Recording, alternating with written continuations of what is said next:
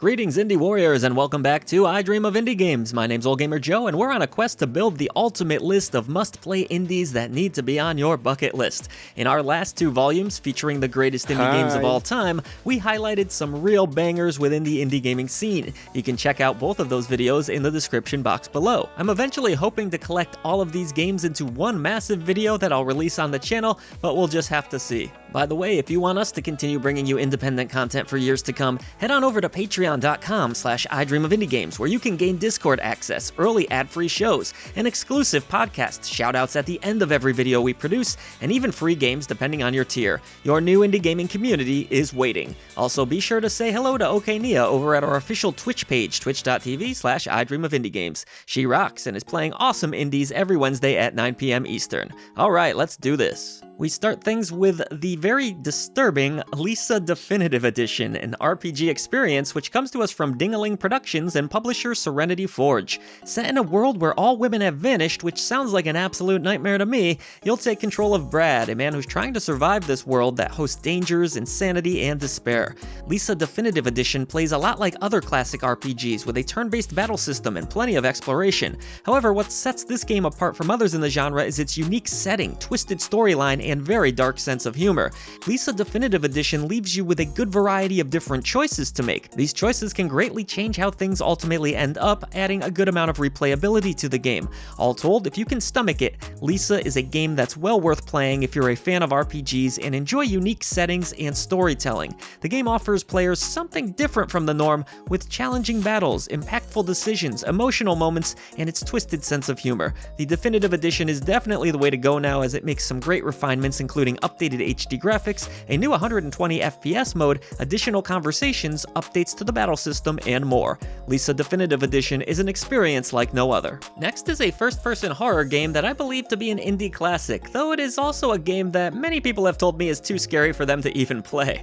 We're of course talking about Outlast. This survival horror game, developed and published by Red Barrels, puts you behind the camera as you sneak, avoid, and explore a terrifying world full of atmosphere and plenty of jump scares too. Taking place within a mental asylum, you'll have no real way of fighting back and only be armed with a camcorder. Even worse, the game is dark as hell, literally. It's a very dark game. But thankfully, your camera comes equipped with night vision. Trust me, you're gonna need it. Peek around every corner very carefully, hide in lockers or anywhere else you can find, and stay away from the insane patients who will insta-kill you without a second thought. The story of Outlast is pretty compelling as far as horror games go, and for the time, the visuals and sound design were top-notch. Hell, they still hold up pretty well today. I can't stress enough that this game is scary, so if you get startled easily, you might want to steer clear.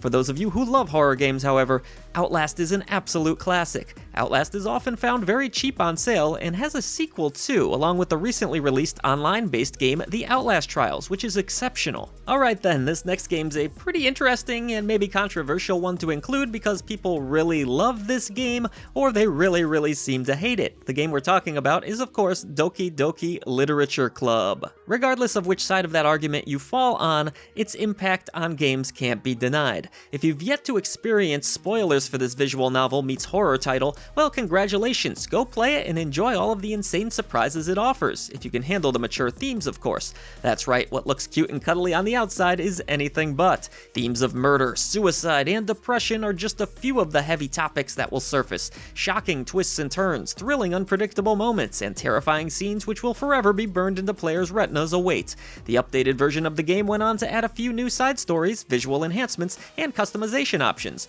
Doki Literature Club still remains a fascinating look into what can become of the human mind. Moving along, we have an indie classic without question, the outstanding platformer Shovel Knight. Shovel Knight is a game that pays wonderful tribute to the 8 and 16-bit eras of video games with stunning pixel art, old school gameplay that doesn't feel out of place all these years later, and tons of cool abilities to utilize. Your quest to defeat the evil sorceress will have you using your shovel in a variety of ways. Destroy blocks, dig up hidden goodies, and bash your foes as you gain more and more abilities. Even cooler, just like the classic DuckTales, you can bounce on enemies' heads Scrooge McDuck style. The chiptune soundtrack composed by Jake Kaufman takes Shovel Knight to another level, and the visuals are outstanding with great level and character designs. The game is so good, in fact, that it spawned multiple add-on packs and spin-off titles as well. I'd put money on most of you having played this game at one point or another, but just about every indie gaming fan has at least heard of it. Shovel Knight is iconic, and it can't be missed. Let's dig our shovels even deeper because this list just keeps getting more and more epic. We are on to Firewatch, a very compelling first-person narrative experience,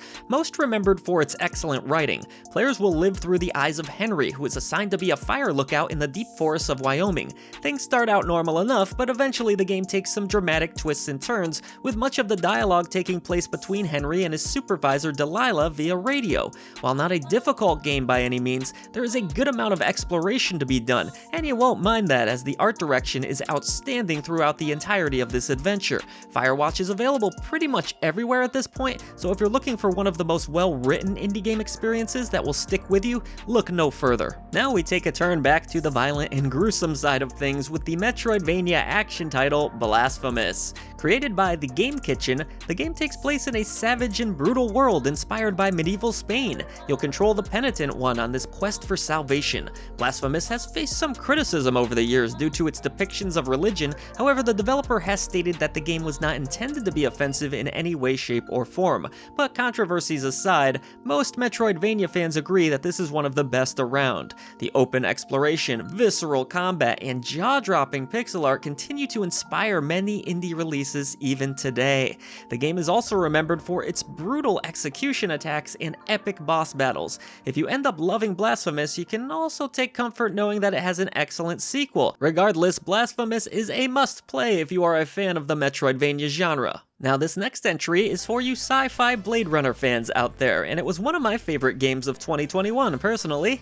Lacuna. It's a bold 2D detective noir experience, and it will leave you on the edge of your seat. You'll play as Agent Neil Conrad in what begins as a murder mystery, but ends up becoming so much more. Lacuna is full of drama and intrigue, and while it does often have the feel of a point-and-click adventure, it does away with some of the frustrations of that genre. Choices are critical, and they can't be repeated, so you'll need to own up to your mistakes. Choose carefully, that's my advice. The pacing, the writing, and visual style of the game are all excellent, with a stirring set of piano-driven musical compositions. If you slept on Lacuna up to this point, it's time to wake up and crack this case. On the topic of point-and-click adventures though, how about Strangeland, which is one of my favorite games that we've ever had the privilege to cover here at I Dream of Indie Games, and isn't talked about nearly enough outside of here.